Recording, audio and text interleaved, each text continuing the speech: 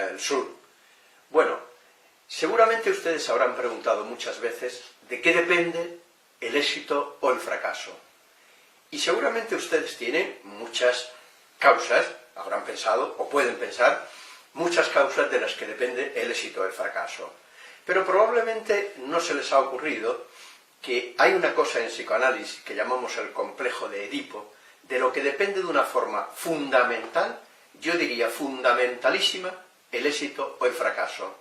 Ahora voy a ir a eso, pero antes quiero ponerles un ejemplo.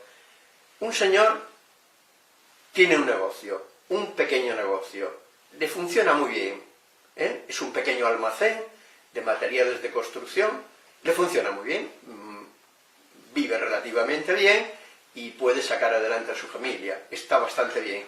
Pero un día, un gran fabricante le dice: hombre, podías ampliar tu negocio, comprar un gran almacén, yo te suministraría mucho material y podías vender mucho más. ¿Qué pasa ahí? Este señor se entusiasma con la idea.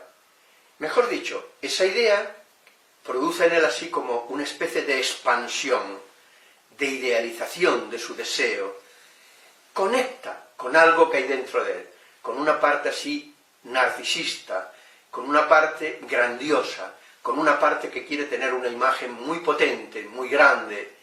Hasta ese momento no lo había pensado, no se lo había planteado, pero esta propuesta que es una tentación para su narcisismo, penetra dentro de él.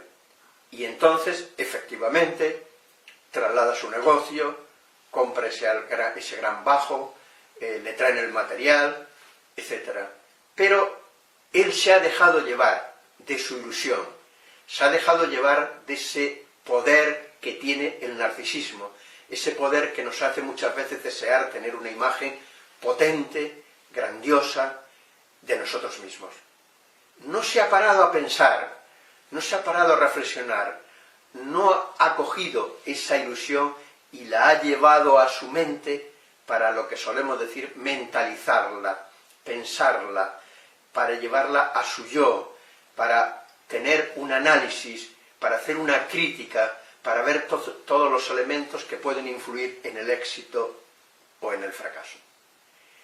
Pero resulta que justamente porque se dejó llevar por esa especie de ilusión que tocó, que conectó con su narcisismo, no ha podido evaluar todo eso. Y empieza a darse cuenta, cuando ya todo estaba en marcha, que aquello no funciona. No funciona. Pero no funciona hasta tal punto, que tiene que empezar a vender propiedades. Tiene 2 o 3 propiedades, unos bajos, los vende, aquello no da suficiente para pagar las deudas que está teniendo, tiene que pedir unos créditos y se le va acumulando todo eso. Llega un momento en que esta situación digamos, puede con él y tiene problemas con su familia, tiene que vender algunas cosas más que tiene, pero llega un momento en que incluso se plantea vender su casa, y de hecho la vende, pero esto hace que el conflicto que tiene con su mujer sea un conflicto, digamos, extremo. Se separan y se divorcian, y él tiene que irse a vivir a un piso de alquiler, y ella a otro piso. La historia es más larga, y aún les puedo decir que tiene consecuencias más graves de lo que estoy diciendo, pero está bien ahí. ¿Por qué les quiero decir esto? Porque ese fracaso ha dependido de que esa parte, ese estímulo que le dio ese fabricante de materiales de construcción, ha conectado, como he dicho antes, con esa parte grandiosa. Y eso ha hecho que eso no lo ha mentalizado, no lo ha podido pensar, no lo ha podido reflexionar, no ha podido establecer una crítica y ver los pros y los contras. Eso lo lleva al fracaso. Ahí está el fracaso. Vean ustedes cómo muchas veces el fracaso depende de factores internos, de factores que no permiten que el sujeto evalúe los actos que va a realizar. Bien, Esto lo podemos dejar ahí, es un ejemplo que lo pongo para que vean ustedes dónde puede estar a veces el origen de un fracaso. Ahora quiero llevarles a otro escenario, al escenario del inicio de la vida. Un niño, cuando nace, necesita ser investido del amor del otro. O sea, los padres, la madre, necesita que cuando tiene el proyecto de tener un hijo, aún antes de concebirlo, ese hijo ya está en su mente. Y depende cómo esté ese hijo en la mente de la pareja o en la mente de la madre, eso ya va a estar influyendo en ese niño. Incluso antes de concebirlo, porque las representaciones cargadas de afecto, cargadas de ilusión, o cargadas de desilusión, o cargadas de otras cosas, que esa madre, que esa pareja tiene de ese futuro niño, va a influir poderosamente en cómo esa pareja va a tratar a ese niño, y si ese amor y ese deseo va a poder, por así decirlo, digamos, conectar con algo que está en el interior del niño. Hay en el niño una especie de ser con mayúscula, una especie de expectativas innatas, una realidad profunda, una realidad que está ahí y que necesita, es como la puerta que necesita una llave para abrirse. Los padres, la madre, son esa llave. Necesitan llegar a esa puerta e introducir la llave para que esas expectativas innatas, ese ser esencial, ese yo primordial, ese ser con mayúsculo que hay dentro de todo ser humano, empiece a germinar, empiece a aparecer. Es como una semilla que puesta en la tierra, con la humedad, con el calor de esa tierra y con la humedad y con el sol, empieza un día a abrirse y a germinar y produce una planta o un árbol. Bien, entonces tenemos que ahí empieza la dinámica del deseo. El deseo de los padres, el buen deseo de la pareja, hace que germine, que se inicie el deseo de ese niño, que se abra con esa llave, esa puerta. Y entonces el niño puede saciar su necesidad, su demanda de amor y su deseo en lo que le ofrece esa pareja. Y empieza una fase que podemos llamar la fase del paraíso, la fase del Edén. Esto si la pareja es una pareja que funciona bien, que tiene capacidad de querer, que despierta la ilusión que está encerrada en ese niño, en ese recién nacido. Entonces empieza esa fase, que es una fase preciosa, es una fase donde el niño se siente profundamente querido, es como hay un amor incondicional, un amor que llena toda su vida, y cuando vemos a un niño que ha recibido y que recibe ese amor, es un niño que está tranquilo, que duerme bien, que tiene una cara como, digamos así, de sonrisa, una cara relajada, un cuerpo relajado. Esto se produce en ese periodo. En ese periodo, repito, si la pareja ha podido investir su deseo en ese niño. Pero pueden suceder otras muchas cosas, pueden suceder otras muchas alternativas. Y si suceden otras alternativas, evidentemente, esa primera fase no se va a dar. Va a empezar ahí un conflicto, un sufrimiento, una desesperanza, una especie de tristeza, de soledad profunda, de desamor, de desencanto. Y entonces tenemos otro proyecto. Ese niño no ha podido ser suficientemente investido por el amor de los padres, y justamente porque no ha podido ser bien investido, sucede todo esto. Esta sería la primera fase. Pero vayamos más adelante, porque vamos a ir al Edipo. ¿Qué es eso que entendemos por Edipo en psicoanálisis? Que es algo que tiene que ver muchísimo con el éxito y con el fracaso.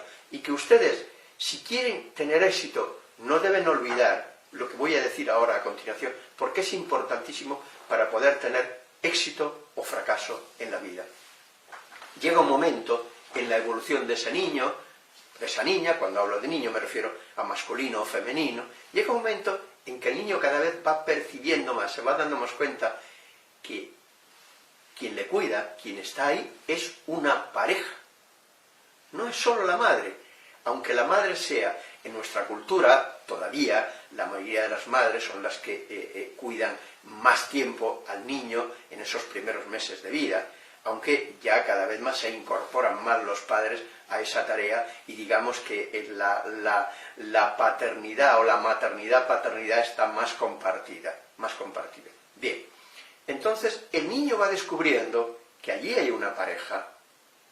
Pero ¿qué pasa? Que el niño, normalmente al ser la madre el primer objeto de amor, está ahí apegado, su afecto ha sido depositado en esa madre, en esa mujer que es su madre.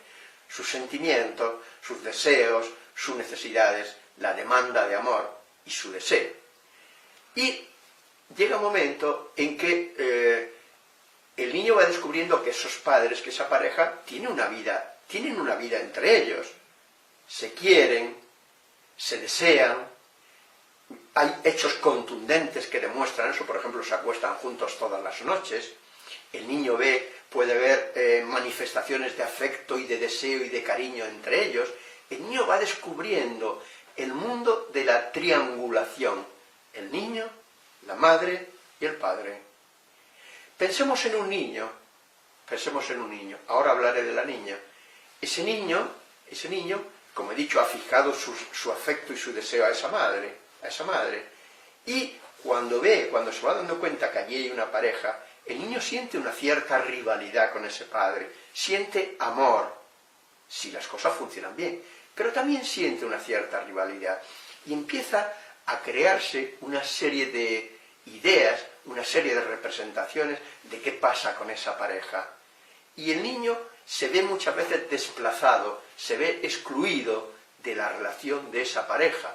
Por ejemplo, imaginen ustedes cuando normalmente los niños duermen en la habitación de los padres muchas veces cuando son pequeños, pero llega un momento en que los padres le sacan de ese lugar, le ponen en una habitación, y es bueno hacerlo así, Estos padres que tienen al niño demasiado tiempo durmiendo con ellos o en su habitación, no es bueno para el niño. Es bueno hacerle ver al niño que la relación de la pareja es entre ellos dos y que él tiene que quedar excluido de esa relación. Eso es bueno, no es malo. Hay que hacerlo con tacto, hay que hacerlo con delicadeza, hay que hacerlo en el momento adecuado, pero no es malo. Podemos decir que mantener a un niño en la habitación de los padres más allá de los 15, 20 meses, no debe hacerse así, o incluso antes puede el niño dormir perfectamente en una habitación. Ese tránsito hay que hacerlo pues progresivamente, pero hay que hacerlo. Pero entonces, como he dicho, el niño va descubriendo la vida de la pareja. ¿Y qué es el Edipo? Ustedes saben que Edipo es el nombre es una tragedia griega de un señor que se casa con su madre, que mata a su padre y sin saberlo se casa con su madre. Bueno, el mito del Edipo es muy largo y nos llevaría aquí pues prácticamente todo este tiempo para contarlo desde el principio hasta el final. Pueden ustedes buscarlo en cualquier libro, en internet, para verlo con más detalle. Bien, entonces, pero de ahí viene el nombre. El nombre viene de esa rivalidad, de ese deseo que el niño puede tener, en este caso chico, hacia la madre, y de esa rivalidad que puede tener con el padre. Entonces, ¿qué pasa? Que el deseo que el niño ha fijado a la madre tiene que ir retirándolo de la madre. No el afecto y el cariño como madre, pero sí el deseo así, digamos, incestuoso. Porque los niños tienen deseos, vamos a llamarles sexuales en un sentido infantil, pero sexuales. Y tienen fantasías sobre lo que hacen los padres cuando están solos. De hecho, esto lo vemos en muchos niños pequeños y en muchas terapias vemos estos procesos que han ocurrido en esa infancia.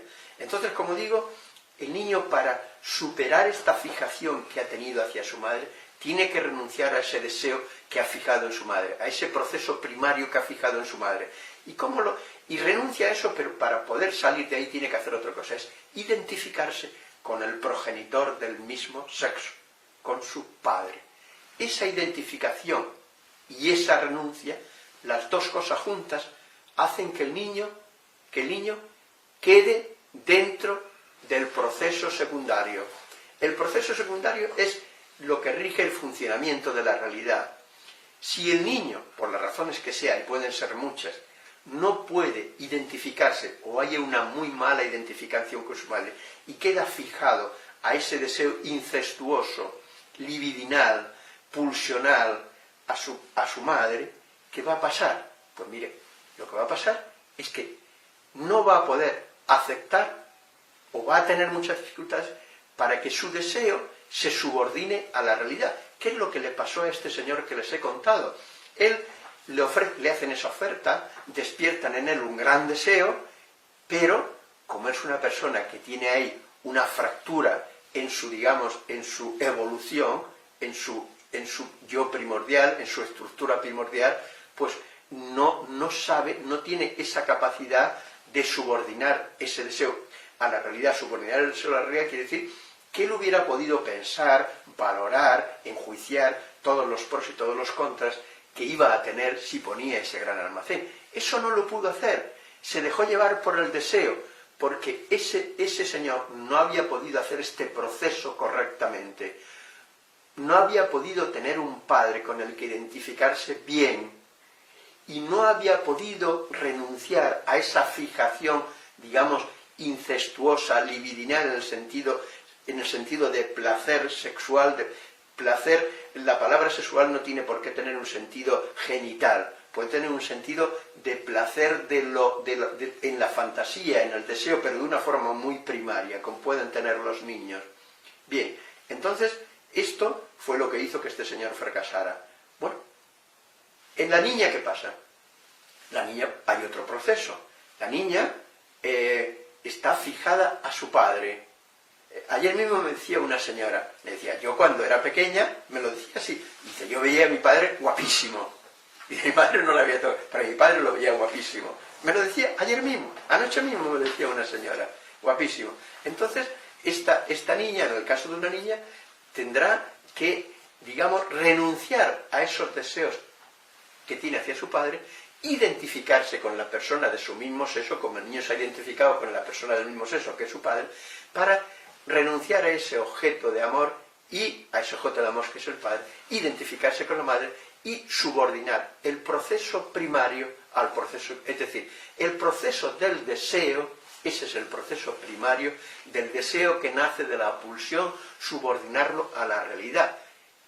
Esto es lo que tendrá que hacer la niña. Y de ahí saldrá de ese proceso edípico victoriosa con una buena estructura en su personalidad que luego va a ser fundamental durante toda la vida. ¿Y por qué es fundamental de toda la vida? Porque miren, durante toda nuestra vida nuestros deseos chocan contra el muro de la realidad.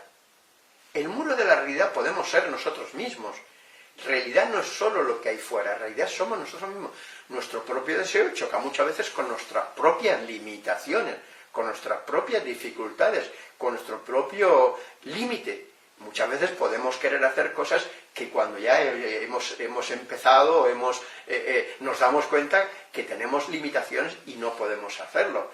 Por tanto, y luego pueden haber también situaciones externas, condiciones externas, que no permitan que nosotros podamos hacer eso. Si nos dejamos llevar por ese deseo primario, por ese impulso primario, como el niño, por ese amor primario hacia su madre o hacia su padre, el niño o la niña, ¿qué pasa? Y no podemos evaluar todos esos factores de la realidad, no podemos hacer que nuestro deseo se subordine a eso, tenga en cuenta eso, mentalice eso, lo lleve a la mente y lo analice.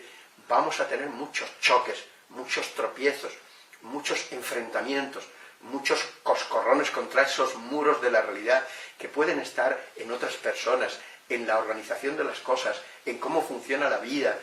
No lo vamos a poder tener en cuenta, vamos a fracasar. Ahora bien, subordinar el deseo a la realidad no quiere decir una cosa así como, digamos, mecánica, no. Podemos tener en cuenta la realidad y tener en cuenta nuestro deseo, las dos cosas, Pero entonces tenemos que preguntarnos, ¿de qué manera puedo yo llevar este deseo a la realidad? ¿De qué manera puedo realmente realizar este deseo teniendo en cuenta la realidad? Ese es el contexto en el que tenemos que plantear las cosas. Y no se trata de quedarnos atemorizados, de quedarnos inhibidos, de quedarnos temerosos. No, no se trata de eso. Porque podemos ser unas personas creativas, podemos tener iniciativa, podemos llevar nuestros deseos a un proyecto. O sea, hacer de nuestros deseos un proyecto de vida, un proyecto. Pero, ojo, solo vamos a tener éxito si somos capaces de subordinar esos deseos a esa realidad. Es decir, tener en cuenta todo para analizarlo y poder de ahí sacar las conclusiones para poder pensar, decidir y actuar. Esto es lo que quería decirle en esta primera parte de este vídeo. La resolución del complejo de Edipo, es decir, la salida del complejo de Edipo, puede ser de dos maneras. Una manera exitosa o una manera fracasada, un fracaso. La manera exitosa conduce hacia lo que podemos llamar la normalidad mental. La normalidad, una persona con una estructura de personalidad normal. Pero si hay un fracaso de ese proceso que hemos llamado Edipo, lo que ocurre es que se acaba en una neurosis. ¿Qué es una neurosis? Una neurosis es un conflicto entre el deseo y una defensa frente a este deseo. Es decir, las pulsiones, digamos, en las pulsiones hay deseo, en nuestras pulsiones hay deseos. Y en la neurosis, estos deseos tropiezan con una defensa que impide que ese deseo se pueda realizar. Bien, para que lo entiendan voy a poner varios ejemplos. Bien, en otro vídeo anterior les hablé de una tal Isabel, una joven muy bella, que fue paciente de Freud, allá casi ya muy cerca del inicio del siglo XX. Bien, esta joven, su padre había muerto, su madre tenía un grave problema de salud, un problema en la vista, y una hermana suya estaba muy enferma. Pero resulta que esta Isabel estaba enamorada, le gustaba mucho su cuñado. Un día, paseando por unos jardines, ella tuvo el pensamiento de que si su hermana moría, su cuñado podía ser suyo.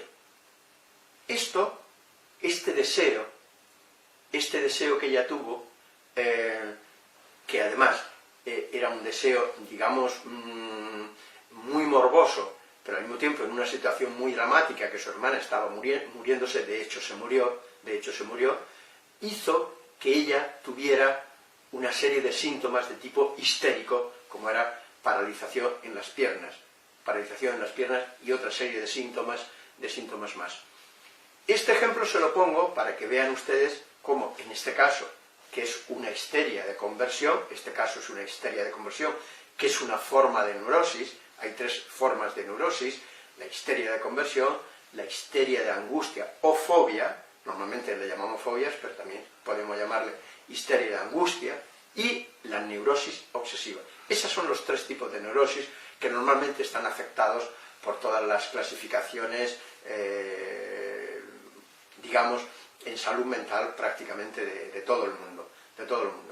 Bien, pues esta joven, como he dicho, Isabel, fíjense cómo ella tiene un deseo, pero es un deseo, digamos, incestuoso, porque ese hombre estaba casado con esa mujer que estaba en ese momento muy enferma, con una hermana suya. Pero ella, ese deseo, lo tiene hacia un objeto incestuoso, un objeto, por así decirlo, prohibido, un objeto hacia el que no debería haber dirigido su deseo, porque ese hombre estaba casado con otra mujer. Y ella en ese momento no sabía si su hermana se iba a morir o no se iba a morir. De hecho, después se murió, pero bueno, Entonces, ¿qué pasa? Que ella no pudo realmente, en ese conflicto entre la pulsión y el deseo, no lo pudo resolver adecuadamente, porque podía haberlo subordinado a la realidad. ¿Qué quiere decir eso? Podía haber buscado otro hombre, haber dicho, no puedo dirigir mi deseo hasta este hombre, mejor dicho, no puedo quedar fijado mi deseo a este hombre, porque es el marido de mi hermana, renuncio a este deseo, como hace el niño, como he explicado antes, y dirijo mi deseo hacia otro hombre que ya podía haber buscado, porque de hecho era una joven muy bella y fácilmente, seguramente, podía haber encontrado otro hombre. Pero justamente esto produjo en ella un sentimiento de culpa, y ese sentimiento de culpa y otros muchos síntomas, produjo toda esta sintomatología entre la que había esa parálisis histérica en sus piernas. Era como decirse a sí misma, si estoy así no podré acceder a mi deseo. Era como una renuncia patológica a su propio deseo, porque la renuncia verdaderamente exitosa, normal y, digamos, llevados al terreno edípico, que hubiera sido una salida del Edipo, digamos, adecuada, hubiera sido esto que he dicho antes, haber dicho, no, este hombre sí me gusta mucho y sí, tengo fantasías hacer, eso puede ocurrirle a cualquier persona, pero este hombre ya tiene su objeto de amor, es mi hermana, y yo no voy a estar aquí coqueteando con él, siendo que es el marido de mi hermana. Renuncio a él y busco la solución, busco el objeto de mi deseo en otro lugar. Como no puede hacer esto, fracasa. Este es el fracaso. Este fracaso que se da en una histeria. Pondré otro ejemplo. Este no es de histeria. Este va a ser de una fobia, una persona de tipo fóbico. Esta persona sería, vamos a llamarlo, he dicho que hay tres tipos de neurosis, esta sería una neurosis de angustia o fobia. Bueno, un ejemplo de neurosis, de angustia o de fobia. Una mujer sale a la calle y no puede ver a las palomas. Ella vive en esta ciudad y no puede ver a las palomas. Cuando entra en una calle y ve una paloma, tiene que volverse porque se siente muy angustiada, se siente muy nerviosa. Ella, la sola vista de esa paloma hace que tenga que buscar entrar por otra calle. Pero llega un momento en que ese problema es un gran problema, porque en muchas calles de una gran ciudad hay alguna paloma por allí, y resulta que esa angustia va en aumento. ¿Por qué una paloma, un animal tan poco ofensivo, que no nos puede prácticamente hacer daño, sino que cuando pasamos por la luna pues se retiran o se van andando hacia otro lugar? No son, digamos, no teníamos por qué tener miedo, lógicamente, a una paloma, normalmente, ¿no? Entonces, ¿por qué? Porque esa paloma, en la terapia, descubrimos que representaba a su madre. A su madre. Esta mujer era una mujer muy delgadita. Puedo hablar con cierta libertad de ella por una serie de razones. Aunque siempre hay que procurar, y lo procuro siempre, que nunca se pueda identificar a esta persona. Pero en este caso es absolutamente imposible. No voy a decir las razones por qué. Bien, entonces, esta mujer había tenido mala suerte. Había tenido una madre que era un verdadero calvario para ella. Desde pequeña. Su madre era una mujer agresiva, violenta, dada al alcohol, la maltrataba, le pegaba. Ella había interiorizado un verdadero terror frente a esa madre. Y para, de alguna forma, para realmente mitigar ese miedo, ella hizo una asociación y desplazó ese temor hacia las palomas. Las palomas, ¿por qué? Porque por una, digamos, asociación un poco extraña, porque siendo como son las palomas un animal frágil, ella había podido, como tenía mucho miedo, su madre la llevaba a un parque. En ese parque era como una plaza, en esa plaza había muchas palomas. Ahí no había una, sino muchas. Y ella, cuando estaba por allí, las palomas pasaban por encima de ella y le producían terror. En ese momento, porque no era una, esto que hacen los niños, van detrás de ella, y como habían cientos de palomas, pasaban por encima de ella y le producían un gran terror. Y ella asoció esas palomas a algo muy terrorífico, cuando en realidad no lo es, y desplazó ese miedo que sentía hacia su madre, hacia esas palomas. Esta era una manera también de evitar que la figura de su madre fuera, digamos, un poco menos temida. Y ese desplazamiento fue el que... ¿Por qué hizo este desplazamiento? Porque, evidentemente, porque la figura de su madre no era una figura suficientemente atractiva como para poder identificarse con ella y poder realmente tener una salida de ese complejo de Edipo, renunciar a ese amor al padre y identificarse con la madre. Pero si la madre era este tipo de madre, ¿cómo esta niña se iba a identificar con una madre así? No pudo realizar esa identificación. La identificación es una de las formas de salir de ese complejo de Edipo y de decir, bueno, yo quiero ser. Identificarse quiere decir que uno se transforma de acuerdo a un modelo, y en este caso el modelo debería haber sido esa madre, pero esa madre no podía convertirse en un modelo por todas las razones que he dicho. Ella, el padre en este caso, que tampoco era ninguna gran maravilla, era un hombre mejor persona, era un hombre, digamos, con una organización de personalidad mejor, pero tampoco era ninguna gran cosa. Pero ella podía haber renunciado al afecto que sentía ese padre, ese afecto incestuoso, si hubiera tenido una madre con la que hubiera identificarse bien. Como no pudo hacer eso, produjo otro tipo de neurosis, una fobia.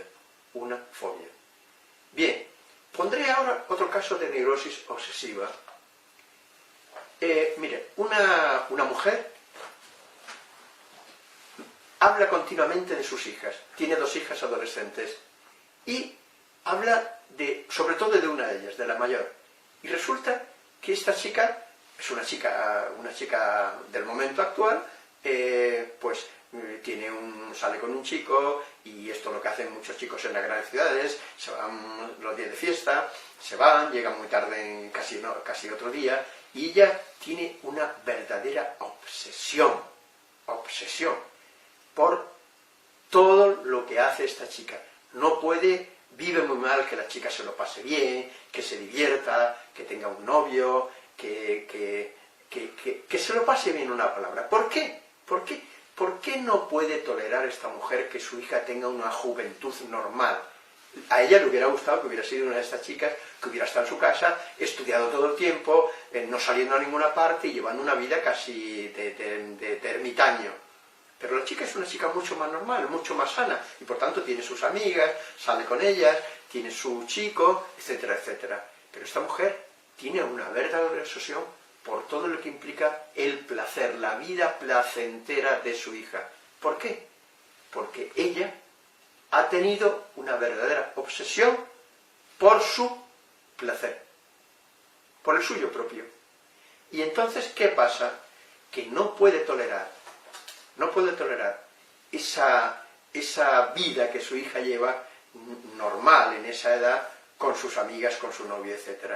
Y entonces está obsesionada con todo eso y la machaca y está...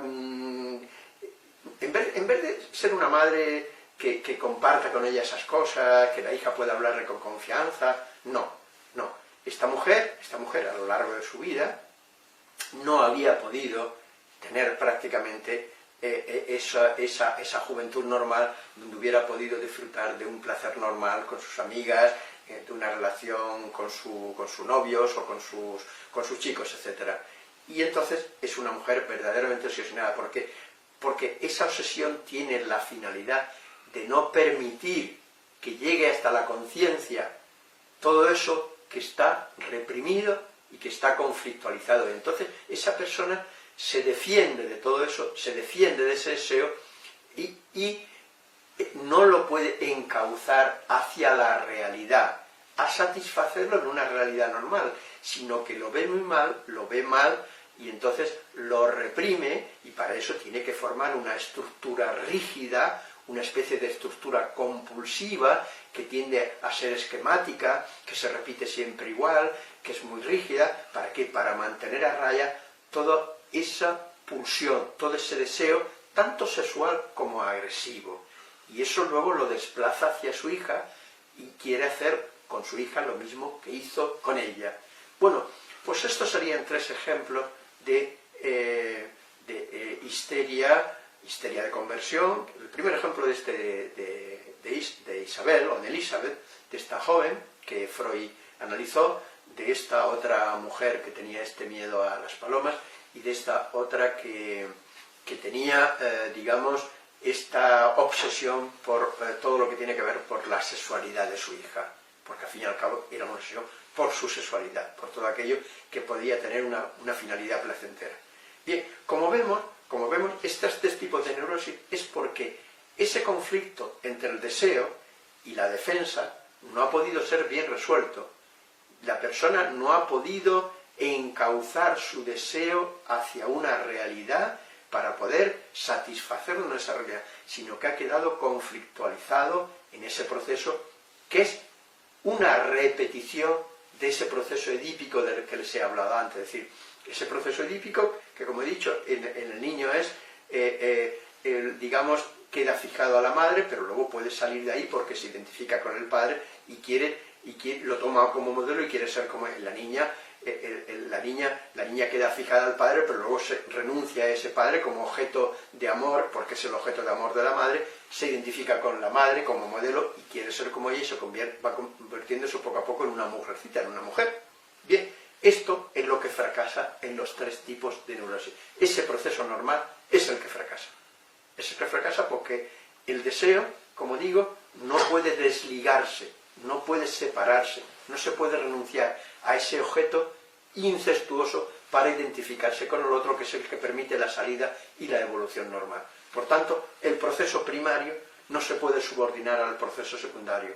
Esto que estoy diciendo, cuando una persona llega adulta, cuando una persona ya es joven, puede ocasionar montones de problemas en la vida, en las situaciones en las que el deseo es despertado, es excitado, tiene que ver con tantas y tantas cosas de nuestra vida, donde se activa nuestro deseo, pero si ese deseo no puede tener en cuenta la realidad y de alguna forma quiere realizarse más allá o por encima de esa realidad, vamos a tener un problema, como el caso que les he contado al principio de este señor que quiso hacer su negocio más, ampliar su negocio.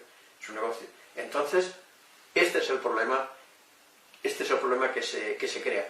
Y esto, evidentemente, como he dicho al principio, vamos a tener muchos problemas para poder tener éxito. Cuando hablo de éxito no me refiero a ser famoso, ni un éxito normal en la vida, llevar una vida relativamente con un cierto éxito en las cosas normales, en nuestro trabajo, en nuestras relaciones, en nuestras amistades, en nuestra sexualidad, en nuestra relación con los demás, etcétera, etcétera. Vamos a estar continuamente tropezando con dificultades, con conflictos, vamos a tener conflictos en nuestro interior, en la relación con los demás, en la relación con el mundo, porque esa etapa de la vida que hemos llamado el complejo de Edipo, que es una etapa que va aproximadamente entre los 3 y los 5 años en el niño, en la niña, no se ha resuelto adecuadamente, y luego termina por ser un conflicto con la realidad, con el deseo en relación a esa realidad. Pondré un ejemplo. Imagínense ustedes una chica que le gusta a un chico, le gusta mucho un chico, bien, y deposita en ese chico su deseo. Y ese chico se interesa también un poco por ella, pero la chica se va dando cuenta que el deseo que ella tiene hacia ese chico es inmensamente mayor que el deseo que ese chico tiene hacia ella. Pero ese deseo que en esa chica está tan reprimido, porque no ha podido realmente hacer ese proceso del complejo de Edipo, no puede elaborar bien que ese chico a ella que ese chico no le gusta, a ella no le gusta a ese chico.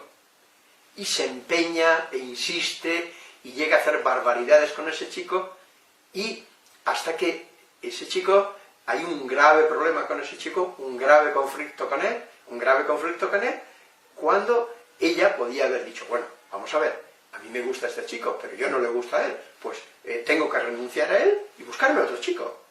Pero no, comete barbaridades, al final está con el chico, pero el chico luego la desprecia, el chico luego la deja, el chico luego la deja tirada, y ella tiene un profundo dolor. ¿Por qué? Porque no ha podido hacer ese proceso en su mente. No ha podido subordinar su deseo a esa realidad tal como se presenta. La realidad es el chico, la realidad es su deseo y es el chico que no quiere saber nada de ella. También podía haber sido al revés, un chico podía haberle pasado con una chica. Pero bueno, esto es un poco lo que quiero decirle, que el éxito de nuestra vida o el fracaso en montones de cosas va a depender mucho de que hayamos salido airosos o no de ese proceso complejo que se da entre esa edad que llamamos complejo de Edipo. Por tanto, tengan ustedes en cuenta esto, y si alguno de los que me escuchan tiene algún problema que puede identificar con algún tipo de neurosis de las que he hablado, la histeria de conversión, la fobia o la neurosis obsesiva, es bueno buscar alguna ayuda para salir de ahí. Se puede salir de ahí, pero no es fácil salir solo de ahí. A veces se necesita la ayuda de un profesional para salir de ahí. Bien, pues esto es lo que quería decirles hoy. Les agradezco su escucha,